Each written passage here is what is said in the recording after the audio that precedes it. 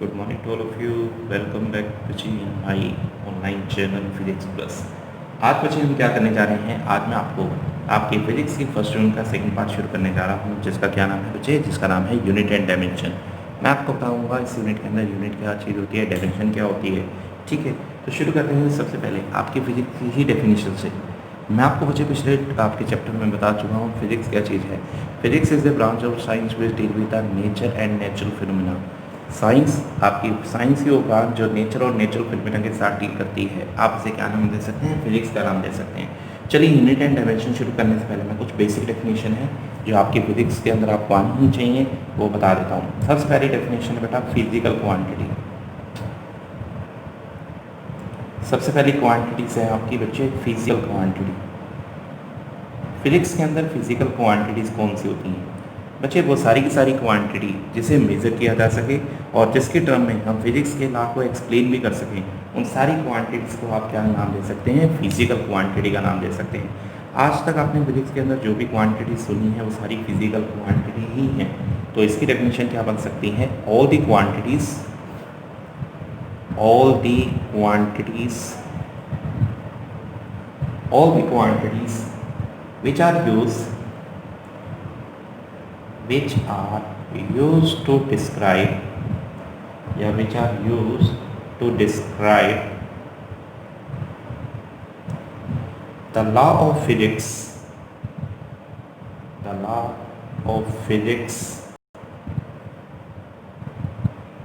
are known as physical quantity. तो वो सारी की सारी क्वांटिटी, वो सारी की सारी आपकी क्वांटिटी जिनकी हेल्प से हम फिजिक्स के लॉ को डिस्क्राइब कर सकें और जिन्हें मेज़र भी किया जा सके, उन सभी क्वांटिटी को आप बच्चे क्या नाम दे सकते हैं, वो सभी क्वांटिटी एक तरह की क्या होती हैं, फिजिकल क्वांटिटीज़ होती हैं। For example mass, length, time, temperature, force, speed, जितने भी आपने वर्ड सुने हैं वो सभी के सभी, ठीक है, एक्सेट्रा।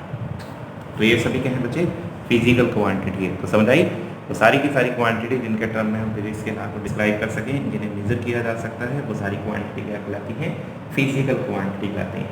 अब बच्चे हम क्या करने जा रहे हैं, हम आपके क्लासिफिकेशन करने जा रहे हैं, फिजिकल क्वांटिटी को क्लासीफाई करने जा रहे हैं। तो मेरा नेक्स्ट आर्टिकल है क्लासिफिकेशन। अगर हम फिजिकल क्वांटिटी को क्लासिफाइड करें तो कैसे क्लासिफाइड किया जा सकता है, ठीक है। अगर मैं क्लासिफिकेशन करूं तो कैसे क्लासिफिकेशन कर रहा हूं, सबसे पहले मैं आपकी क्लासिफिकेशन कर रहा हूं किसके ऊपर, based on their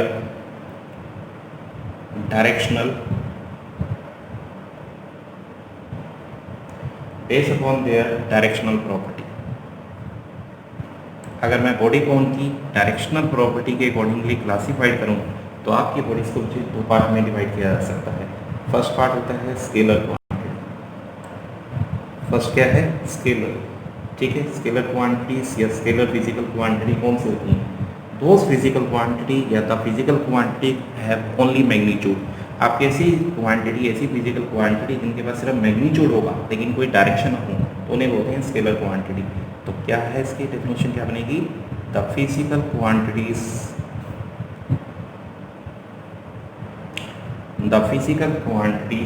which have only magnitude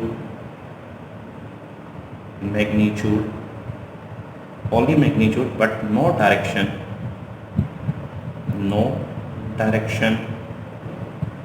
are called scalar quantities. उन्हें क्या बोलेंगे बच्चे आप, स्केलर क्वांटिटीज का नाम दिया जाता है। फॉर एग्जांपल, अगर मैं एग्जांपल की बात करूं, जैसे आपका मास हो गया, वॉल्यूम हो गया, ठीक है, डेंसिटी हो गया, स्पीड हो गया, ये सभी ही आपके स्केलर क्वांटिटी के एग्जांपल है। सेकंड टाइप की क्लासिफिकेशन करें तो सेकंड टाइप आप अपनी क्वांटिटीज बोल सकते हैं वेक्टर क्वांटिटीज। तो आपकी डायरेक्शनल प्रॉपर्टी के अकॉर्डिंगली फिजिकल क्वांटिटी को दो पार्ट में डिवाइड किया जाता है, एक स्केलर तो दूसरी क्या है बेटा, वेक्टर है। और वेक्टर क्या होंगी, those physical quantity which have both magnitude as magnitude as well as direction.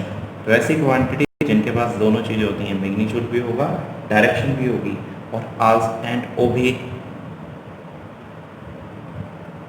Law of vector editions,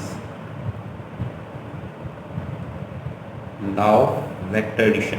तो मैग्नीट्यूड भी हो, डायरेक्शन भी हो, और साथ के साथ वो आपके लॉ ऑफ वेक्टर एडिशन को भी ओबे करें। ठीक है, लॉ ऑफ वेक्टर एडिशन या इसे अलजेब्रा लिख सकते हैं। तो लॉ ऑफ वेक्टर अलजेब्रा को ओबे करें, वैसी क्वांटिटीज को आपने क्या कहना है बच्चे, आर कॉल्ड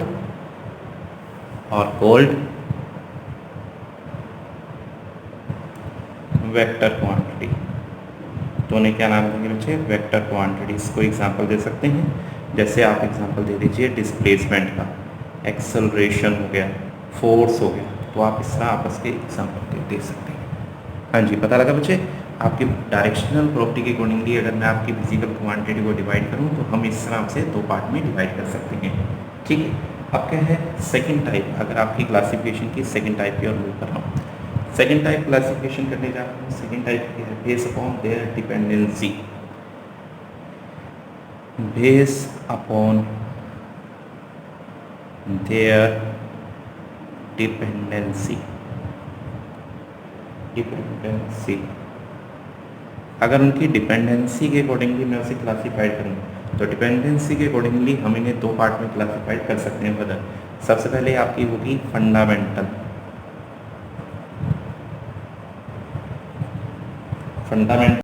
और बेस क्वांटिटीज, बेस या बेसिक क्वांटिटीज का नाम ले सकते हैं, फंडामेंटल और बेसिक क्वांटिटीज। अब फंडामेंटल और बेसिक क्वांटिटीज कौन सी होती हैं, ठीक है, वो क्वांटिटी जो किसी दूसरी क्वांटिटी के ऊपर, वो क्वांटिटी जो किसी दूसरी क्वांटिटी के ऊपर डिपेंड नहीं करती, और उनकी डेफिनेशन को इंडिपेंडेंटली हम निकाल सकते हैं। मतलब आपकी वो क्वांटिटी जिनकी डेफिनेशन को फाइंड आउट करने के लिए, या जो आपकी अदर क्वांटिटी के इंडिपेंडेंट होती हैं, ठीक है, तो उन क्वांटिटी को आप फंडामेंटल क्वांटिटी का नाम दे सकते हो। तो क्या बनेगा इसका, the quantities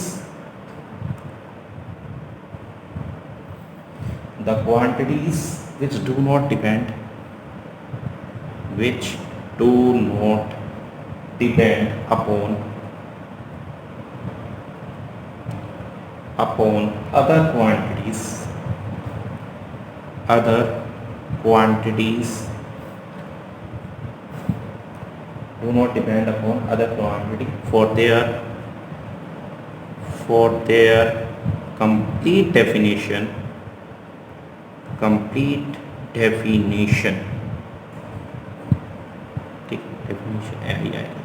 definition are called, ठीक है, are called या are known as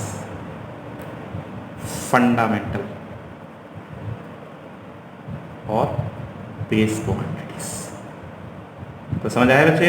हाँ जी, पता लगा क्या होती है fundamental quantity, the quantity which do not depend upon the other quantity, वो क्वांटिटी जो दूसरी क्वांटिटी के ऊपर डिपेंड भी नहीं करती, फॉर देयर कंप्लीट डेफिनेशन। ऐसी क्वांटिटी जिन्हें कंप्लीट डिफाइन करने के लिए हमें किसी दूसरी क्वांटिटी की हेल्प नहीं चाहिए, वो बिल्कुल इंडिपेंडेंट है quantity. Such quantity are known as base quantity. जैसे फॉर एग्जांपल लेंथ हो गया, मास हो गया एंड टाइम, ठीक है, ये तीनों के तीनों बच्चे क्या हैं, ये तीनों की तीनों आपकी क्या हो गई, ये तीनों की तीनों बेस या फंडामेंटल क्वांटिटी हैं। इन्हें डिफाइन करने के लिए, इन्हें कंप्लीट डिफाइन करने के लिए हमें अदर किसी दूसरी क्वांटिटी की जरूरत नहीं है। ओके, तो सेकंड टाइप के अंदर बच्चे अगर आपकी एक तो थी फंडामेंटल, आपकी फंडामेंटल या बेस क्वांटिटीज होती हैं। सेकंड टाइप के ऊपर मूव करें तो सेकंड होती है डिराइव्ड या डिराइव्ड क्वांटिटीज। नाम से बच्चे आपने आपको एक्सप्लेन कर रही है डिराइव्ड क्वांटिटीज कौन सी होंगी। तो वो क्वांटिटी जो फंडामेंटल क्वांटिटी की हेल्प से डिराइव्ड होती हैं, उन्हीं को बच्चे डिराइव्ड क्वांटिटीज़ का नाम दिया जाता है। तो डिराइव्ड क्वांटिटीज़ कौन सी होंगी, चलिए शुरू करते हैं डिराइव्ड क्वांटिटी को। द क्वांटिटीज,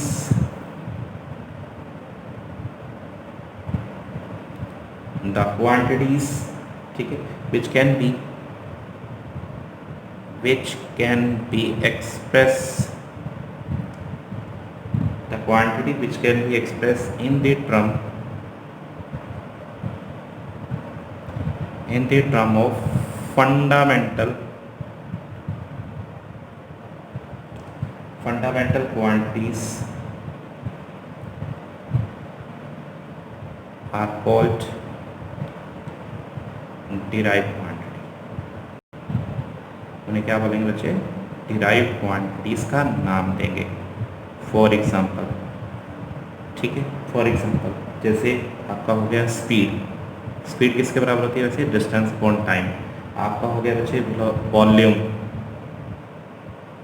आपका ऐसे ही एग्जांपल हो गया फोर्स एंड ऐसे ही हो गया बच्चे प्रेशर, एक्सेट्रा। आप बहुत सारी बना सकते हैं, ठीक है। तो आपको बता लगा बच्चे, अगर मैं आपकी डायरेक्शनल प्रॉपर्टी के अकॉर्डिंगली क्लासिफाइड करूँ तो फिजिकल क्वांटिटी दो तरह की होती है, स्केलर और वेक्टर।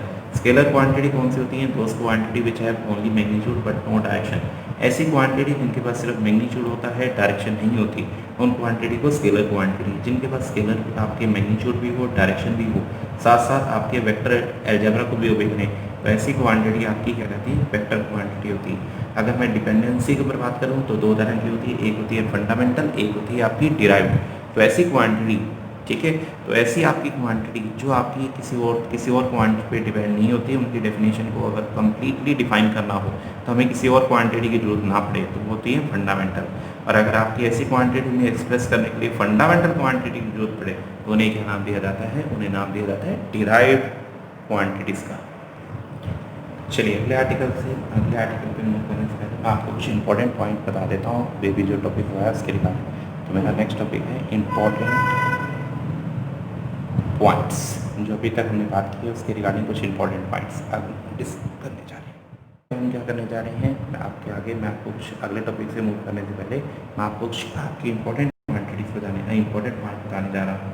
इंपॉर्टेंट पॉइंट में नंबर 1 आपके ये बताने जा रहा हूँ, जितनी भी आपकी फिजिकल क्वांटिटीज़ हैं, ठीक है, उन्हें आप क्लासिफाइड कर सकते हो डायमेंशनल, डायमेंशनलेस, कांस्टेंट या वेरिएबल के फॉर्म में।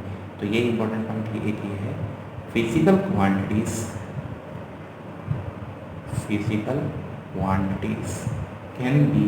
कैन आल्सो बी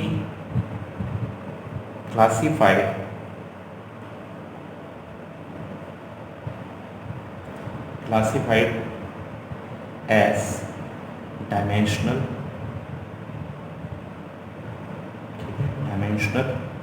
या तो उनके पास डायमेंशन हो और डायमेंशनलेस या डायमेंशनलेस हो, ठीक है, एंड कांस्टेंट और वेरिएबल। तो आपकी क्वांटिटी को इन फॉर्म में भी आप क्या कर सकते हैं? क्लासिफाइड कर सकते हैं। तो फिजिकल क्वांटिटी को क्लासिफाइड किया जा सकता है, क्या वो क्वांटिटी डायमेंशन वाली है, डायमेंशनलेस है, या आपकी वो क्वांटिटी आपकी कांस्टेंट है या वेरिएबल है। आप ऐसे भी आप इसे क्या कर सकते हो? क्लासिफाइड कर सकते हो। अच्छा, एक और बड़ा इंपॉर्टेंट पॉइंट आपको बताने जा रहा हूँ। कुछ ऐसी क्वांटिटी होती हैं जिनके पास बच्चे मैग्नीट्यूड, जिन्हें मैग्नीट्यूड हो, डायरेक्शन हो। तो कुछ ऐसी क्वांटिटी जिन्हें मैग्नीट्यूड, डायरेक्शन दोनों से ही स्पेसिफाई नहीं किया जा सकता। तो ऐसी क्वांटिटी जिन्हें कम्प्लीटली स्पेसिफाई करने के लिए आपको सिर्फ मैग्नीट्यूड और डायरेक्शन के अलावा भी किसी चीज़ की जरूरत पड़ती है। मतलब जो क्वांटिटी को आप सिर्फ मैग्नीट्यूड और डायरेक्शन से सेटिस्फाई नहीं करवा सकते, वेरीफाई नहीं करवा सकते, उन क्वांटिटी को एक नया नाम दिया जाता है। क्या है बच्चे? देखिए, some physical quantities cannot be completely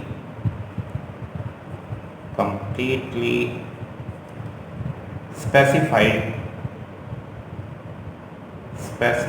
by specifying their magnitude,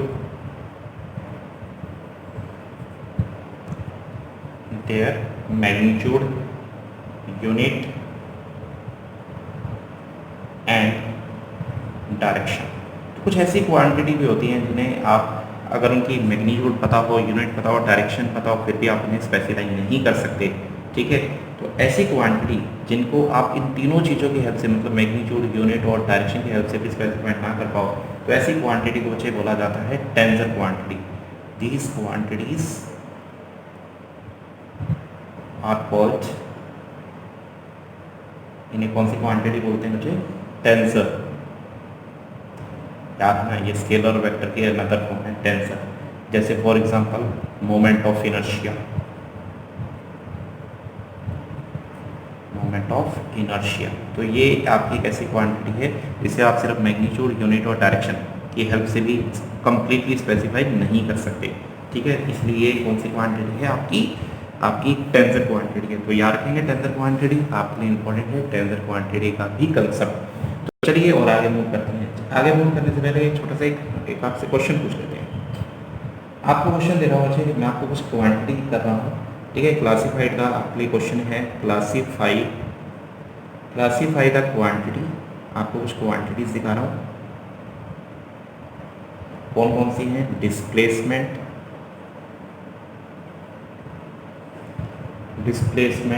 mass, force, time, speed, velocity, acceleration, work, acceleration के बाद pressure and work under the following categories, ठीक है। फॉलोइंग कैटेगरी के अकॉर्डिंगली आपने क्लासीफाइड करना है, ठीक है।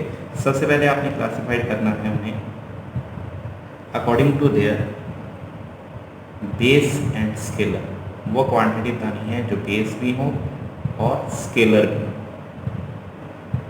ठीक है। आपकी क्वांटिटी कैसी हो, बेस हो, स्केलर हो। दूसरा आपकी बतानी है क्वांटिटी बेस हो और साथ साथ वेक्टर भी हो। तीसरा सी पार्ट, आपकी क्वांटिटी डिराइव्ड हो, स्केलर,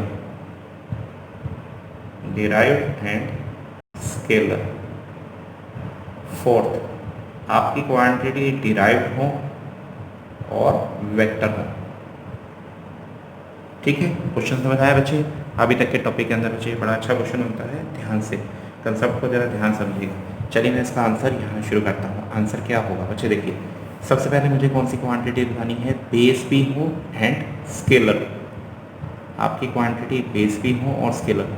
बेसिक क्वांटिटी कौन सी होती है, बेसिक या फंडामेंटल क्वांटिटी तो सिर्फ मास, लेंथ और टाइम होती है, ठीक है। मास, लेंथ और टाइम यहाँ है बच्चे, मास है, टाइम है, लेंथ तो नहीं दिख रही मुझे।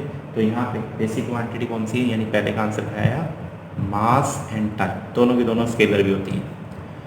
सेकंड पार्ट के अंदर मुझे क्या निकालनी है, बेसिक हो मतलब बेस हो और वेक्टर हो,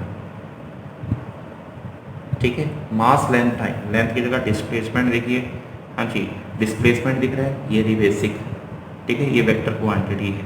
और तो बच्चे मुझे दिख ही नहीं रही, तो सिर्फ बेसिक, इसमें से बेसिक भी हो और वेक्टर भी हो, तो सिर्फ एक ही दिख रही है जो कि है डिस्प्लेसमेंट, ठीक। थर्ड की ओर मूव करें, सी पार्ट। सी पार्ट में क्या है, आपको वो क्वांटिटी बतानी है जो डिराइव्ड भी हो और स्केलर भी। डिराइव्ड हो लेकिन स्केलर होनी चाहिए। डिराइव्ड और स्केलर देखिए इनमें से कौन सी है, डिराइव्ड और स्केलर। फोर्स तो नहीं होती, स्पीड होती है जी, बिल्कुल होती है। स्पीड हो गई, प्रेशर हो गई, वर्क होगी, ये तीनों आपकी इसी कैटेगरी में आएगी। तो स्पीड, प्रेशर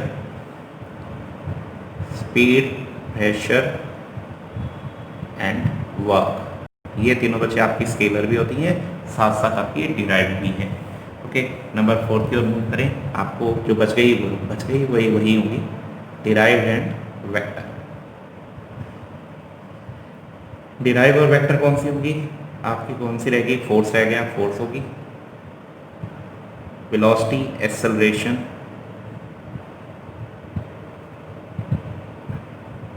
लीजिए मैंने इन्हें कैटेगरी में इस तरह क्लासीफाई कर दिया। समझ आया बच्चे? क्वेश्चन आसान था लेकिन इम्पोर्टेंट था, जरूर कीजिएगा। ओके, नेक्स्ट आर्टिकल की ओर मूव करें। नेक्स्ट मैं आपको बता रहा हूँ यूनिट ऑफ फिजिकल क्वांटिटी, ठीक है। तो आपकी फिजिकल क्वांटिटी को मेजर करने के लिए यूनिट्स की बात करने जा रहे हैं। तो नेक्स्ट आर्टिकल है units of physical quantities, unit of physical quantities, ठीक है। फिजिकल क्वांटिटीज की यूनिट्स के ऊपर बात कर रहा हूँ। तो किसी भी क्वांटिटी को मेजर करना है तो मेजर करने के लिए आपको कुछ ना कुछ तो स्टैंडर्ड आपका एक रेफरेंस मानना पड़ेगा, ठीक है। जैसे मान लीजिए मुझे इस बोर्ड की लेंथ ही निकालनी है, लेंथ निकालनी है तो मुझे किसी न किसी एक स्टैंडर्ड को लेना पड़ेगा जिसके साथ मैं इसे कंपेयर करके इसकी लेंथ को बना सकता हूँ। जैसे मान लीजिए मैंने क्या किया बच्चे, देखिए मान लीजिए मुझे ये लेंथ निकालनी है, ये लेंथ क्या है ए बी, मुझे एक लेंथ निकालनी है। मेरे पास क्या है, मैंने एक स्टैंडर्ड मान लिया एक मीटर स्केल को, मैंने मीटर स्केल को इसके ऊपर एक बार लगाया, दूसरी बार लगाया, तीसरी बार लगाया, कंप्लीट हो गया। ये 1 मीटर है, ये 1 मीटर है, ये 1 मीटर है, तो इसकी लेंथ कितनी होगी बच्चे, इसकी लेंथ हो गई 3 मीटर। तो आपकी इस लेंथ को मेज़र करने के लिए मैंने जो भी स्टैंडर्ड चूज़ किया है, जो भी स्टैंडर्ड सिलेक्ट किया है, इस स्टैंडर्ड को ही उस फिजिकल क्वांटिटी का क्या बोलते हैं, इस स्टैंडर्ड को ही उस फिजिकल क्वांटिटी का यूनिट का नाम दिया जाएगा। तो यूनिट की डेफिनेशन क्या होगी, the standard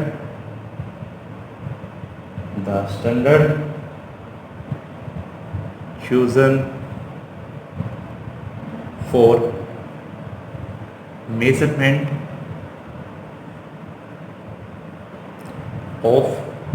measurement of a physical quantity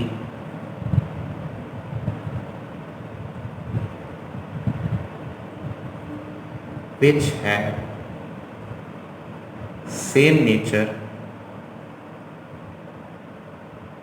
as that of quantity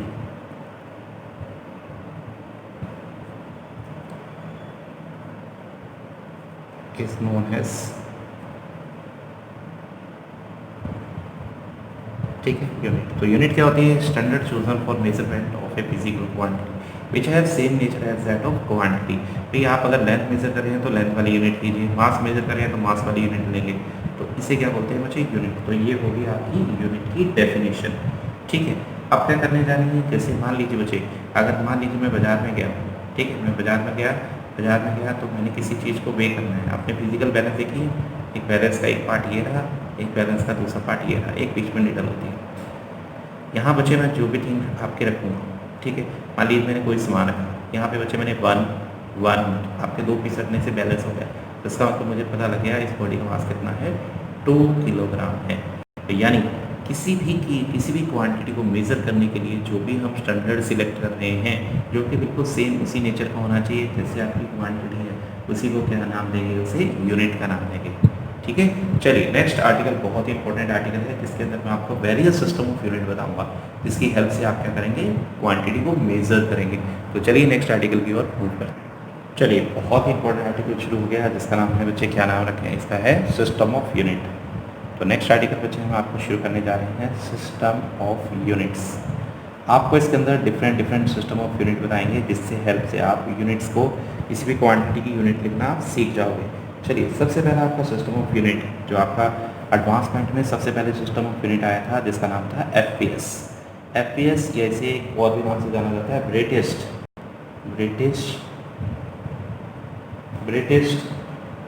engineering system, British engineering system.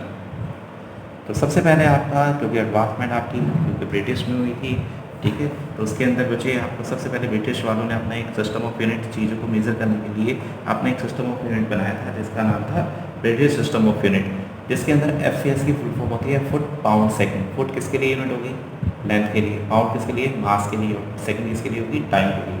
तो बेसिकली 3 क्वांटिटी को ही बच्चे आपकी फंडामेंटल क्वांटिटी माना गया।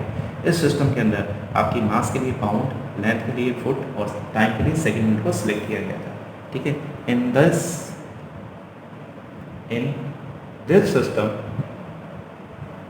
this system length, mass and time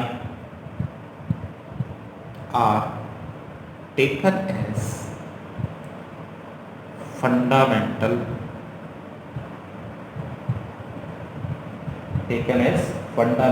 quantities। इस सिस्टम में आपकी 3 क्वांटिटी को एक फंडामेंटल क्वांटिटी माना गया था, एंड देयर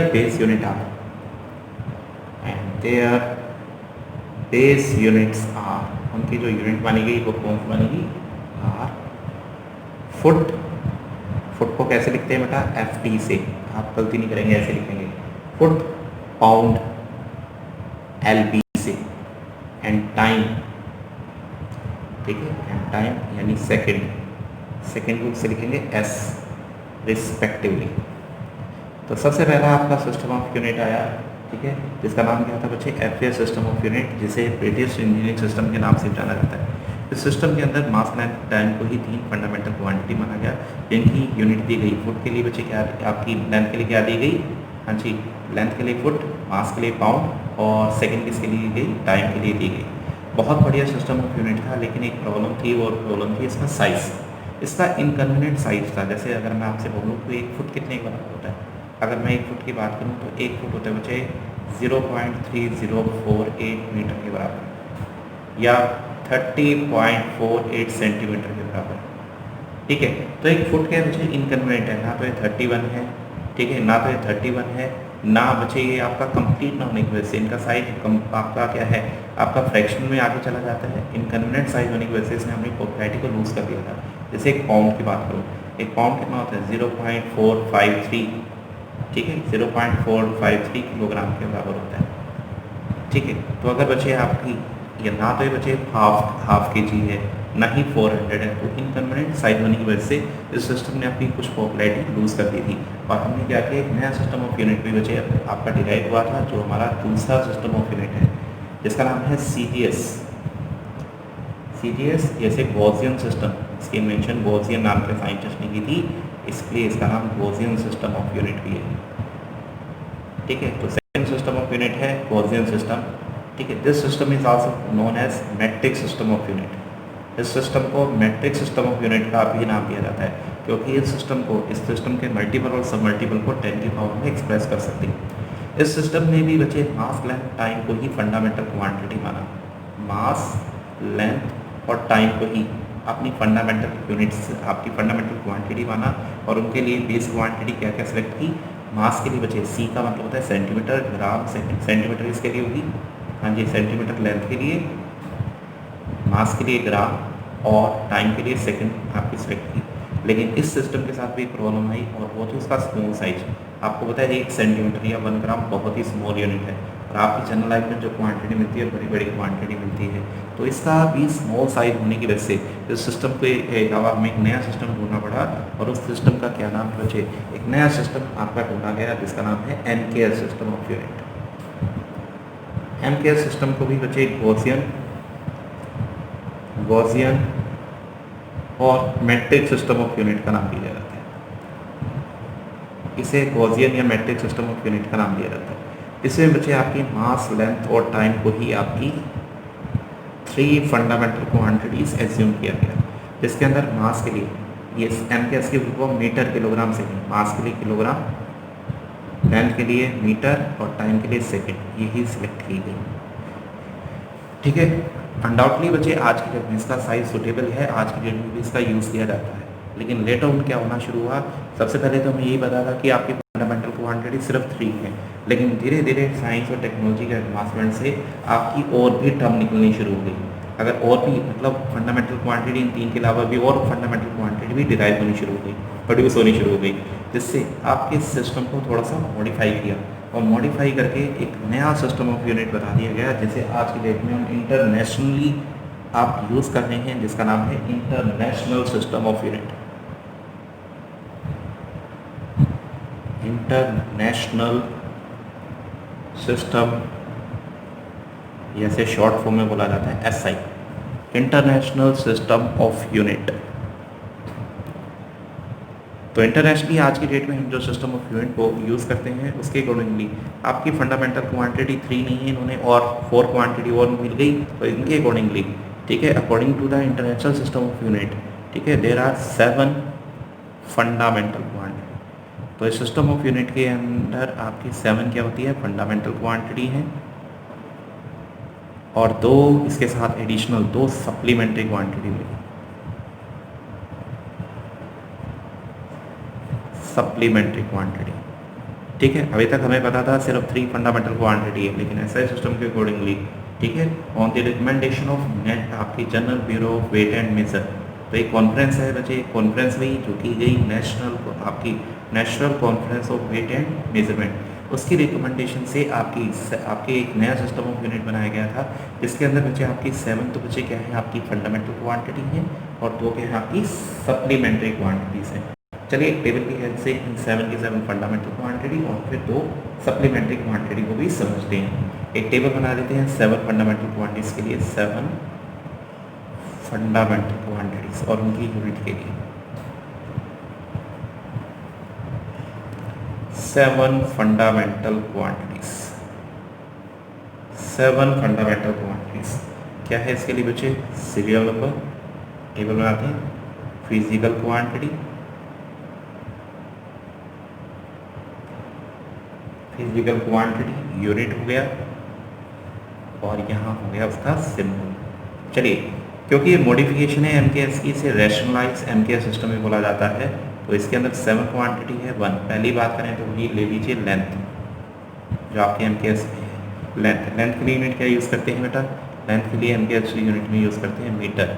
मीटर का सिंबल होता है M, ठीक है। मीटर का सिंबल क्या है बच्चे? M है। डन। चलिए सेकंड की बात करें तो सेकंड कौन सा है बच्चे? सेकंड हो गई आपकी मास। मास के लिए क्या यूज़ करते हैं? किलोग्राम। किलोग्राम के लिए सिंबल क्या होता है बेटा? kg। थर्ड क्या है बेटा? थर्ड की बात करें तो थर्ड क्या है? टाइम। पहले वही ले लेते हैं, ठीक है, चलो टाइम की बात कर लेते हैं। थर्ड क्या है? टाइम। टाइम की यूनिट क्या होती है बेटा? सेकंड। सेकंड का सिंबल S। फोर्थ जो नई यूनिट डायरेक्ट आपकी डिटेक्ट हुई, आपका नई क्वांटिटी डिटेक्ट हुई, वो थी टेम्परेचर। टेम्परेचर की यूनिट क्या होती है बेटे? केल्विन। केल्विन के लिए सिंबल K हो गया। फिफ्थ कौन सी है बच्चे? फिफ्थ है आपकी electric current. Electric current. Electric current की यूनिट क्या होती है बेटे? एम्पियर। एम्पियर के लिए symbol A। Six quantity luminous intensity.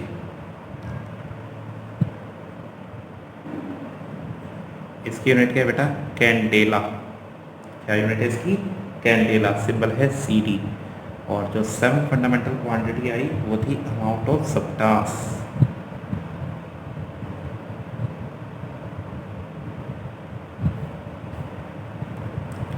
जिसकी यूनिट होती है मोल, सिंबल है मोल।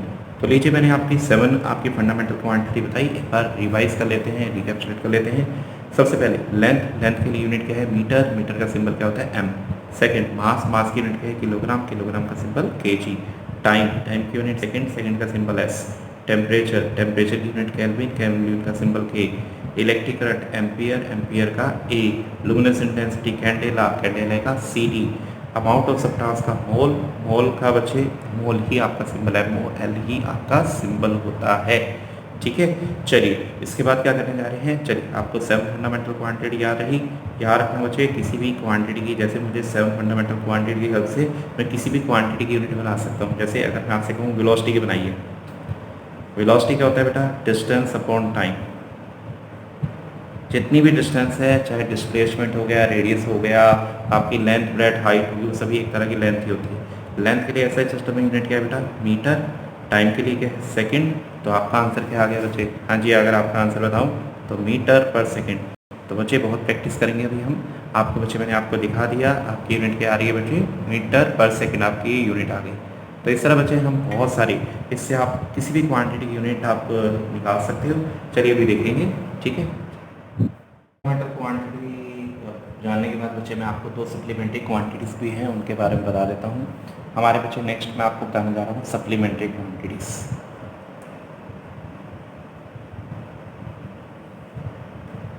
सप्लीमेंट्री तो ऐसा सिस्टम के अकॉर्डिंगली हमारी 7 तो फंडामेंटल क्वांटिटी है और 2 बच्चे कौन सी हैं? सप्लीमेंट्री क्वांटिटी है। दोबारा बच्चे आपकी टेबल बना देते हैं, ठीक है। दोबारा बच्चे आप बना लीजिए सेल नंबर, फिजिकल क्वांटिटी,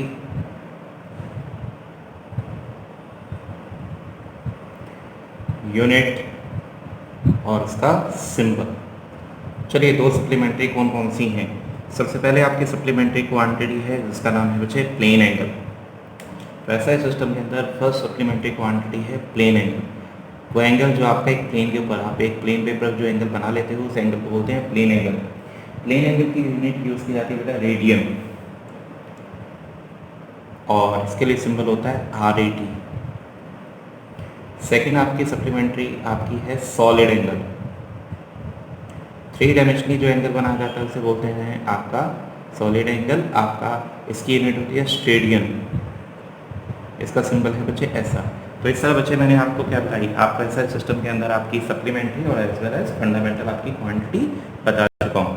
अब क्या करने जा रहे हैं बच्चे, अब मैं आपको वो क्वालिटी बताता हूँ, कैरेक्टरिस्टिक्स, जैसे आप किसी भी यूनिट को, मान लीजिए कोई यूनिट आपकी स्टैंडर्ड यूनिट कब होगी, जब उसके पास ये क्वालिटीज़ होंगी। तो मैं बताने जा रहा हूँ characteristics of a standard unit. तो चलिए शुरू करते हैं बच्चे।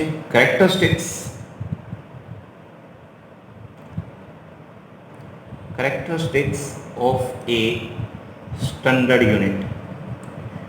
इसका मतलब कोई भी यूनिट स्टैंडर्ड यूनिट कब होगी, जब उसके पास ये जो आपको फॉलोइंग कैरेक्टरिस्टिक्स बताने जा रहा हूँ, अगर ये कैरेक्टरिस्टिक्स हैं तब तो स्टैंडर्ड यूनिट बन सकती है, अदरवाइज नहीं होगी। सबसे पहले कोई भी यूनिट स्टैंडर्ड यूनिट तभी होगी जब उसके पास क्या होगी, वो वेल डिफाइन होगी। एक स्टैंडर्ड यूनिट को आप वेल डिफाइन कर सकते हो, ठीक है। तो ये पहली कैरेक्टरिस्टिक्स ही आपकी स्टैंडर्ड यूनिट की। सेकेंड आपकी है इनवेरिएबिलिटी। वेरिएबिलिटी, ठीक है। आपकी जो भी क्वांटिटी, जो भी यूनिट आप यूज़ करेंगे उसके अंदर एक कॉन्स्टेंसी होनी चाहिए, वो इनवेरिएबल होनी चाहिए, ये नहीं कि वो टाइम के साथ चेंज होती रहे, ठीक है। इनवेरिएबिलिटी भी होनी चाहिए। थर्ड आपकी क्वालिटी होनी चाहिए वह सेंसिबल हो, मतलब ईजिली अप्रोचेबल हो, हर एक के हाथ में ईजिली पहुंच जाए। थर्ड आपकी कैरेक्टरिस्टिक है एसेंशिबिलिटी। सेंसिबिलिटी का मतलब अगर मैं आपको सिंपल लैंग्वेज बताऊं तो इजी अवेलेबिलिटी। हर एक के हैंड में इजली, हर एक बच्चे से वर्क करने के लिए इजली ये आपको मिल जाए, ऐसी होनी चाहिए आपकी यूनिट। नंबर 4 पॉइंट के लिए बात करें तो रिप्रोड्यूसिबल या रिप्रोड्यूसिबिलिटी। और लास्ट कन्वीनियंस इन यूज़, आपकी यूज़ करने में बड़ी कन्वीनियंस हो। तो अगर आपकी किसी भी यूनिट के पास ये 5 क्वालिटियाँ हैं तो वो यूनिट आपकी स्टैंडर्ड यूनिट बन सकती है। अब बेटा ये तो है नहीं कोई भी यूनिट है, कोई भी कंट्री अपने आप बना ले, तो यूनिट क्यों बनाता है, पूरी यूनिट ऐसी होनी चाहिए जो वर्ल्ड वाइड आपकी एक्सेप्टेबल हो। तो एक स्टैंडर्ड यूनिट की क्या क्या क्वालिटी होती है, नंबर 1 वो वेल डिफाइंड हो। आपकी इनवेरिएबिलिटी, ऐसा नहीं है कि टाइम, प्लेस और टेम्परेचर, प्रेशर उनके कारण चेंज होनी शुरू हो जाए, ठीक है। ईजिली अप्रोचेबल यानी ईजिली एसेंशिबिलिटी में हो, हर एक के पास उसकी पहुंच आसान हो। रिप्रोड्यूसिबिलिटी जैसे एक मीटर को आप बार बार यूज़ कर सकते हो, तो रिप्रोड्यूसिबल होना चाहिए आपकी यूनिट को। और लास्ट है बच्चे कन्वीनियंस इन यूज़ करना भी उसे आसान होना चाहिए। अगर किसी भी यूनिट के पास ये सारी की सारी अगर आपके पास कैरेक्टरिस्टिक्स हैं, तो अगर कैरेक्टरिस्टिक्स हैं तभी वो बच्चे क्या कहलाएगी, स्टैंडर्ड यूनिट कहलाएगी, नहीं तो नहीं कहलाएगी। समझ आया बच्चे? चलिए नेक्स्ट वन और आगे मूव करते हैं, नेक्स्ट टॉपिक की ओर मूव करते हैं, जिसका नाम है बच्चे classification of unit. Classification of unit. अब मैं आपको बच्चे सिस्टम ऑफ यूनिट मैंने आपको छोटे बता दिए, अब मैं आपको क्लासिफिकेशन ऑफ यूनिट को क्लासीफाइड करके बताने जा रहा हूँ। यूनिट की क्लासिफिकेशन कैसे की जाती है वो बताने जा रहा हूँ, ठीक है। तो यूनिट आप 2 तरह से क्लासीफाइड कर सकते हो, जैसे मैंने आपको बताया था 2 तरह की आपकी, हाँ जी, जिस तरह बच्चे मैंने आपकी 2 तरह की क्वांटिटीज बताई थी, उसी के अकॉर्डिंगली आप क्या कर सकते हो, यूनिट को 2 पार्ट में आप बच्चे क्या किया जा सकता है, यूनिट को 2 पार्ट में आप क्लासीफाइड कर सकते हो। क्लासिफिकेशन कैसे हो सकती है, नंबर 1 आप बच्चे आप क्लासीफाइड कर सकते हो, फंडामेंटल क्वांटिटीज़ होती हैं उनके लिए जो यूनिट होगी उन्हें फंडामेंटल यूनिट का नाम दे दीजिए। एक तरह की यूनिट को नाम दे दीजिए फंडामेंटली, उसे बेस यूनिट। बेस यूनिट या फंडामेंटल यूनिट क्या होंगी, फंडामेंटल क्वांटिटी, जितनी भी फंडामेंटल एसआई सिस्टम में आपने जाना 7 फंडामेंटल क्वांटिटीज़ हैं, तो उनके लिए जो भी यूनिट सेलेक्ट करोगे उन यूनिट को आप नाम दोगे फंडामेंटल या बेस यूनिट।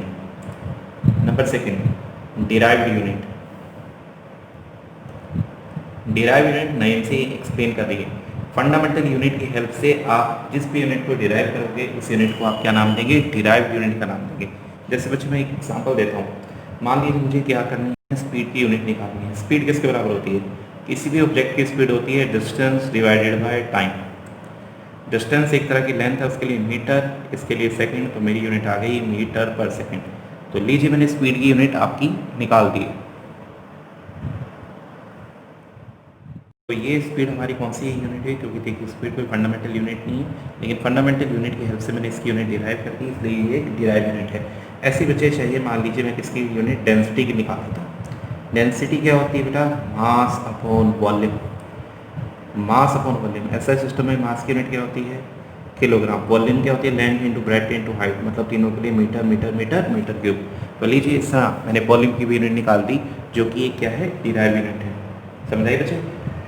ओके, कुछ आपकी डिराइव यूनिट डायरेक्टली आपके साइंटिस्ट के नेम के ओनर में दी गई हैं, जैसे कि आपकी यूनिट ऑफ फोर्स है। आपको पता है यूनिट ऑफ फोर्स, फोर्स की डायरेक्ट यूनिट क्या है बच्चे? फोर्स की साइंटिस्ट के ओनर, फोर्स की ग्रेविटेशनल फोर्स की इन्वेंशन न्यूटन ने की थी, इसीलिए इसके लिए डायरेक्ट यूनिट दी गई। ऐसा यूनिट है ये न्यूटन। ऐसे ही बच्चे unit of frequency, frequency frequency unit क्या होती है बेटा? हर्ट्ज। साइंटिस्ट के नेम के ओनर में ही उनकी यूनिट दे दी गई है। ठीक है, ऐसे ही बच्चे और भी यूनिट हैं, जैसे आपकी कौन सी होगी? प्रेशर। प्रेशर के लिए कौन सी यूनिट दी गई है? पास्कल।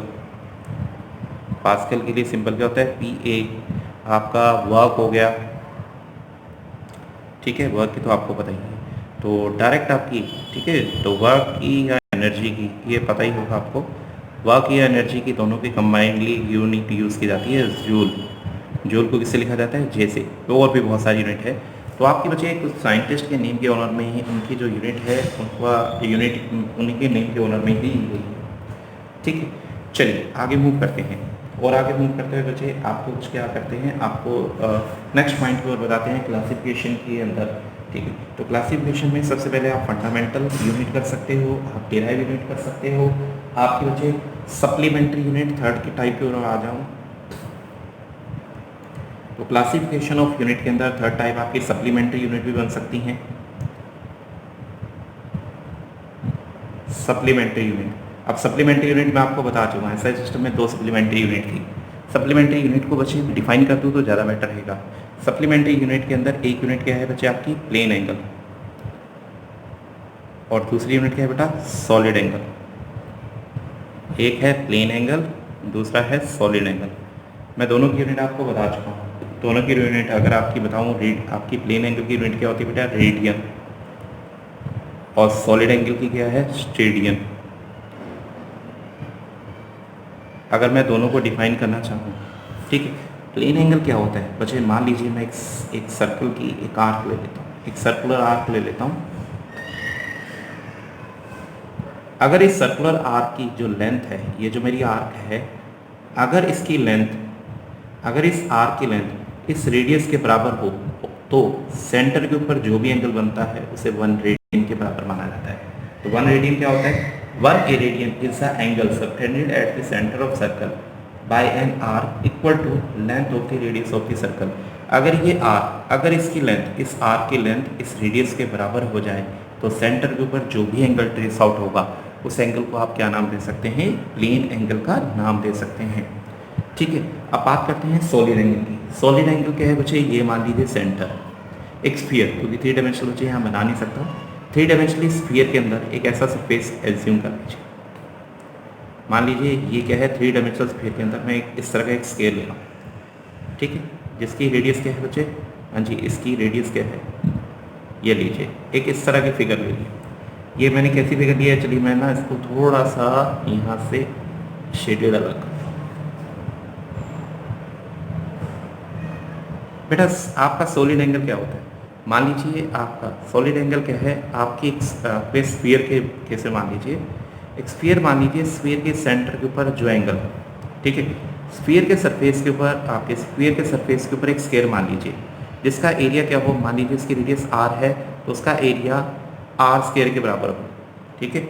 उसका एरिया जो भी आप क्या कीजिए, एक स्फीयर के सरफेस के ऊपर आप क्या मान लीजिए? एक स्केयर मान लीजिए, जिसका एरिया इसके रेडियस के स्केयर के बराबर हो। ऐसा अगर आप एरिया ले लेंगे तो वो एरिया सेंटर के ऊपर जो भी एंगल सस्पेंडेड करता है उसे आप 1 स्टेडियन का नाम देंगे। ठीक है, ध्यान से। अगर थर्ड आपकी क्लासिफिकेशन सप्लीमेंट्री थी, तो 4th टाइप के अंदर आ जाते हैं प्रैक्टिकल यूनिट।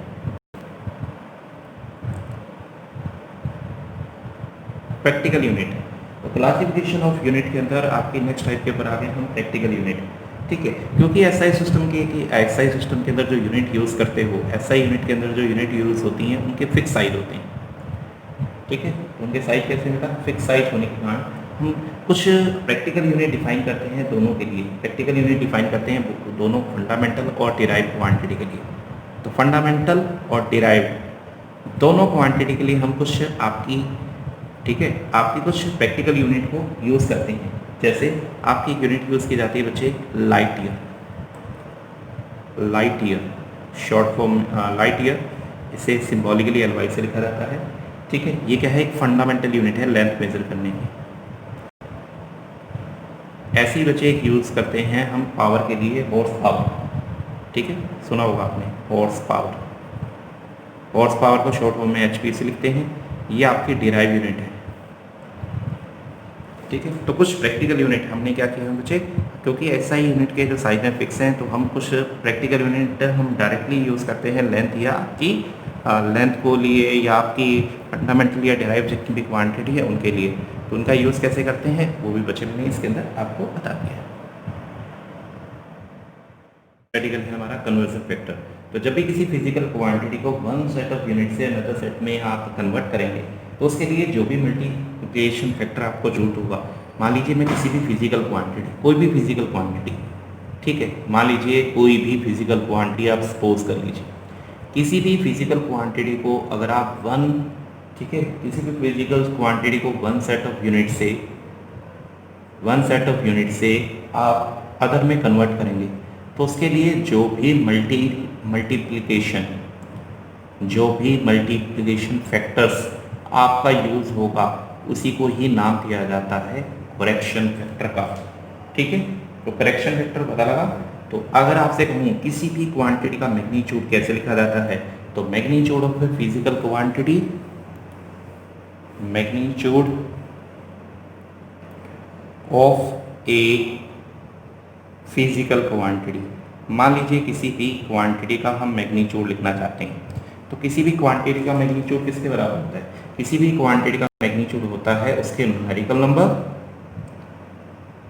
उसका जो भी न्यूमेरिकल नंबर होगा इनटू में, न्यूमेरिकल नंबर को n से इनटू में यूनिट से मल्टीप्लाई कर दीजिए।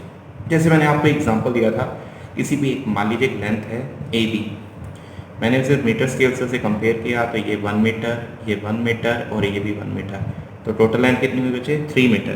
तो लेंथ क्या है बच्चे, वो एक फिजिकल क्वांटिटी है, तो उसका मैग्नीट्यूड क्या होगा, लेंथ एक फिजिकल क्वांटिटी है, तो इसी फिजिकल क्वांटिटी के मैग्नीट्यूड को Q से लिखा जाता है। कितने टाइम्स हो बच्चे, इस बॉडी की लेंथ कितनी है 3 मीटर। 3 क्या है एक न्यूमेरिकल नंबर, मीटर क्या एक यूनिट होती है। तो किसी भी फिजिकल क्वांटिटी के मैग्नीट्यूड को आप लिखने का तरीका होता है न्यूमेरिकल नंबर इनटू यूनिट के बराबर। ठीक, चलिए और आगे मूव करते हुए आपको बताते हैं बच्चे, और आगे मूव करते हैं आपको नेक्स्ट हमको एक क्वांटिटी बताते हैं। देखिए, जब भी किसी भी क्वांटिटी को, जब भी कोई भी फिजिकल क्वांटिटी है, जैसे एक सिस्टम से दूसरे सिस्टम में कन्वर्ट करोगे, तो उसके मैग्नीट्यूड पे कोई फर्क नहीं पड़ेगा।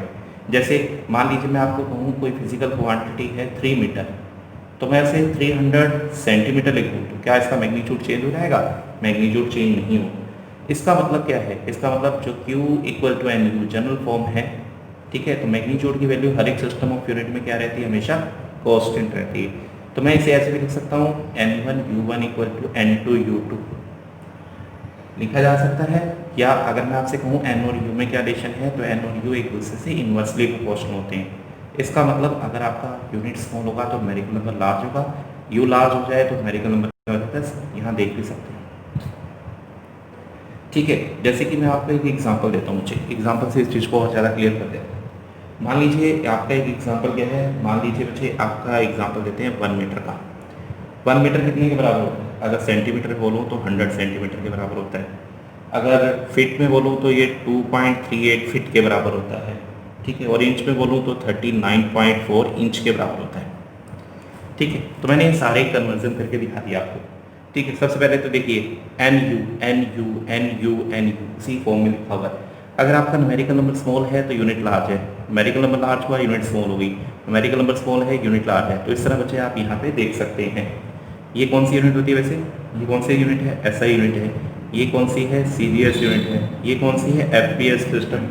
ठीक है, ये इस सिस्टम को हमारे पास है ही नहीं है, तो ये अनदर सिस्टम है, तो ये लीजिए। तो आप चाहे किसी भी सिस्टम, किसी फिजिकल क्वांटिटी को किसी भी सिस्टम ऑफ यूनिट में लिखिए, ऐसे लिखने से उसके मैग्नीट्यूड के ऊपर कोई भी फर्क नहीं पड़ेगा। चलिए क्वेश्चन करते हैं आपके लिए। क्वेश्चन क्या है आपको, मान लीजिए acceleration due to gravity. Acceleration due to gravity कितनी होती है, मान लीजिए एक्सेलरेशन ड्यू टू ग्रेविटी दे रखी है 9.8 मीटर पर सेकंड स्क्वायर। आपको इसकी वैल्यू बतानी है, इसके अंदर इसकी वैल्यू निकालिए फुट अपॉन सेकंड स्क्वायर के अंदर इसकी वैल्यू क्या होगी। ठीक है, acceleration due to gravity is this, give its value in foot upon second square. ठीक, सबसे पहले तो आपको ये पता होना चाहिए मीटर और फुट में क्या रिलेशन होना चाहिए। पता है आपको सभी को 1 मीटर कितने के बराबर होता है, मैंने यहाँ भी बताया था 1 मीटर होता है आपका अप्रोक्सीमेटली 3.28 होता है, वैसे आप राउंड ऑफ करके 3.2 फीट के बराबर होता है अप्रोक्सीमेटली, या चलिए पूरा ही ले लेते हैं, कोई प्रॉब्लम नहीं। तो 1 मीटर होता है 3.2 फीट के बराबर। तो अगर मुझे जी की वैल्यू कितनी थी बेटा 9.8 मीटर पर सेकेंड स्क्वायर, फुट को मीटर को फुट में कन्वर्ट करना है तो इसे किससे मल्टीप्लाई कर दीजिएगा, 3.28 से मल्टीप्लाई कीजिए, मीटर हो गया फुट में कन्वर्ट, लीजिए मेरी यूनिट कन्वर्ट हो गई। सॉल्व करेंगे तो अप्रोक्सीमेटली 32 फीट पर सेकेंड स्क्वायर। तो इस तरह बच्चे हम क्या कर सकते हैं, कन्वर्जन कर सकते हैं। आइए कुछ कन्वर्जन, चलिए कुछ और न्यूमेरिकल भी डिस्कस करते हैं। ठीक है, नेक्स्ट न्यूमेरिकल आपको देने जा रहा हूँ आपकी, ठीक है, द ग्रेविटेशनल कांस्टेंट। आपको याद है ना आपके न्यूटन ऑफ ग्रेविटेशन में ग्रेविटेशनल कांस्टेंट यूनिवर्सल कांस्टेंट बोला जाता है। इसकी वैल्यू होती है बेटा 6.67 into 10⁻11 newton metre square upon kilogram square. ये कौन सा सिस्टम है, ये है आपकी एसआई सिस्टम। चलिए मुझे इसकी सीजीएस सिस्टम के अंदर वैल्यू निकाल के दिखाइए। ठीक है, तो मेरा एम क्या है, इसकी वैल्यू सीजीएस सिस्टम के अंदर मुझे निकाल के दिखानी है। चलिए सीजीएस सिस्टम में सबसे पहले तो कन्वर्जन पता होनी चाहिए, 1 न्यूटन ये ऐसा यूनिट है फोर्स की। सीजीएस यूनिट होती है बच्चे डाइन, तो 1 न्यूटन होता है 10⁵ टाइम। ये फोर्स की एसआई यूनिट है, तो ये आपकी फोर्स की कौन सी यूनिट होती है, सीजीएस यूनिट है। तो लीजिए शुरू करते हैं। तो G is equal to 6.67 into 10⁻11 newton को तो कन्वर्ट कर दीजिए डाइन में, मतलब 10⁵ डाइन आ गया। मीटर को किसमें करेंगे, सेंटीमीटर में। 1 मीटर में 10⁵2 सेंटीमीटर होते हैं, और इसका स्केल भी करना है, डिवाइडेड बाय किलोग्राम को ग्राम में 10⁵3 ग्राम, और इसका स्केल करना मत भूलिएगा। ठीक है जी, और आगे सोल्व करें। सोल्व करते हुए बच्चे, हाँ जी आगे करें सोल्व। तो ये आ गया 6.67 इंटू 10⁻11, ये हुआ 10⁵5, ये हुआ 10⁵4, और नीचे हुआ 10⁵6। ठीक है, तो ऊपर है बच्चे 10⁵9 और नीचे 10⁵6, तो कट के ये 10⁵3 बचा। 6.67 इंटू 10⁵3, यहाँ से भी कैंसिल हो गए 10⁻⁻8। यूनिट क्या बन गई बच्चे, हाँ जी यूनिट क्या बनी, डाइन सेंटीमीटर का स्क्वायर, डाइन सेंटीमीटर का स्क्वायर, और साथ ही बच्चे नीचे क्या आ गया, ग्राम का स्क्वायर। लीजिए मैंने इसकी कन्वर्जन कर दी। ठीक है, अब आपको क्या करने जा रहा हूँ बच्चे, आपके लिए एक छोटा सा काम देने जा रहा हूँ। आपको एक छोटे से टेबल बना देते हैं, आपने उसको मैच करना है। ठीक है, टेबल बना रहा हूँ।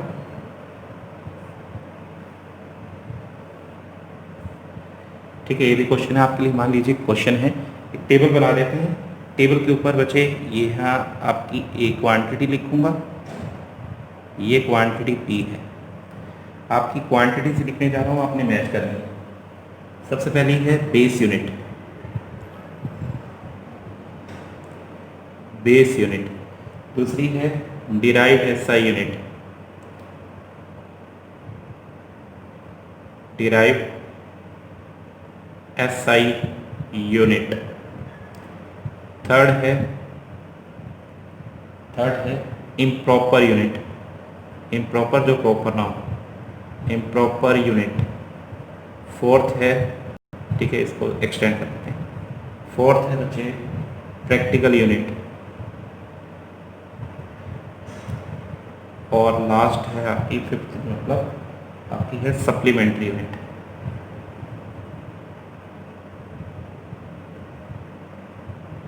ठीक है, तो लीजिए एक टेबल बना रहा हूँ, उस टेबल के अंदर से आपने बताना है मुझे बेस यूनिट कौन सी है क्या है। सबसे पहले ऑप्शन में दे रखा है आपको, मैं डिफरेंट कलर का मार्कर यूज़ करता हूँ। सबसे पहले आपके पॉइंट में दे रखा है आपको न्यूटन, दूसरे में दे रखा है हॉर्स पावर, तीसरे में दे रखा है बच्चे, तीसरे में दे रखा है किलोग्राम वेट, चौथे में दे रखा है आपको रेडियन, पांचवें में आपको लास्ट दिया हुआ है आपको किलोग्राम। हाँ जी, पहचान लेंगे। सबसे पहले चलिए शुरू हो जाइए। बेस क्वांटिटी, इनमें से बेस क्वांटिटी कौन सी है? आपको पता है बच्चे बेस क्वांटिटी ये रही, ठीक है। तो बेस क्वांटिटी कौन सी है? किलोग्राम है। लीजिए मैंने इसे कनेक्ट कर दिया।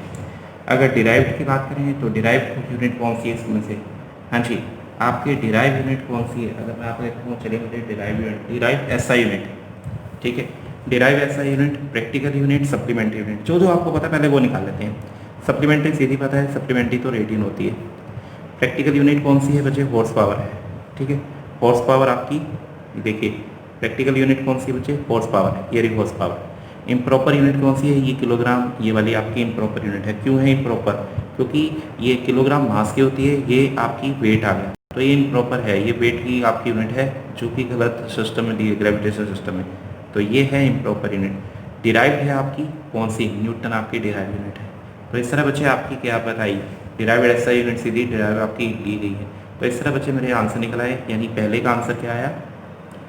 तो पहले का आंसर है बच्चे, पहले का आंसर किसके साथ मैच किया? फिफ्थ के साथ मैच किया। सेकंड वाले की मैचिंग किसके साथ हुई? फर्स्ट के साथ हो गई है। थर्ड वाले की मैचिंग किसके साथ हुई? थर्ड वाले की थर्ड के साथ ही मैचिंग हुई। फोर्थ वाले की मैचिंग किसके साथ है भाई? फोर्थ वाला आपका प्रैक्टिकल सेकंड के साथ हुई है। और फिफ्थ की मैचिंग किसके साथ हुई है? फोर्थ के साथ हुई है। तो इस तरह ये आपका आंसर है। हाँ जी, हो जाएगा, ठीक है। तो यहाँ पे हमने क्या किया? यूनिट के बारे में कंप्लीट सीख लिया। अब हम क्या करने जाएंगे बच्चे? नेक्स्ट टॉपिक में हम डायमेंशन शुरू करेंगे।